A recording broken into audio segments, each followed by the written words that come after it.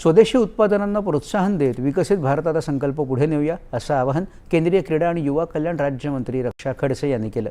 छत्रपती संभाजीनगर इथं आयोजित स्वदेशी एक्स्पो 2026च्या उद्घाटन प्रसंगी त्या आज बोलत होत्या। या प्रदर्शनात देशभरातून 75हून अधिक प्रदर्शक सहभागी झाले आहेत। यामध्ये 75% अधिक महिला उद्योजक आणि लघु उद्योजकांचा सहभाग आहे। भारतीय कला, हस्तकला आणि पारंपरिक कारागिरीला योग्य बाजारपेठ मिळाल्यास रोजगाराच्या नव्या संधी निर्माण होतील असं रक्षा खडसे यांनी सांगितलं। नागरिकांनी स्वदेशी उत्पादनांचा अधिकाधिक वापर करून स्थानिक कलाकार आणि उद्योजकांना प्रोत्साहन द्यावं असं आवाहनही त्यांनी केलं। दरम्यान आजपासून 16 ऑगस्ट दरम्यान चालणाऱ्या या प्रदर्शनाला नागरिकांसाठी विनामूल्य प्रवेश असून मोठ्या संख्येनं भेट देण्याचं आवाहन प्रशासनानं केलं आहे।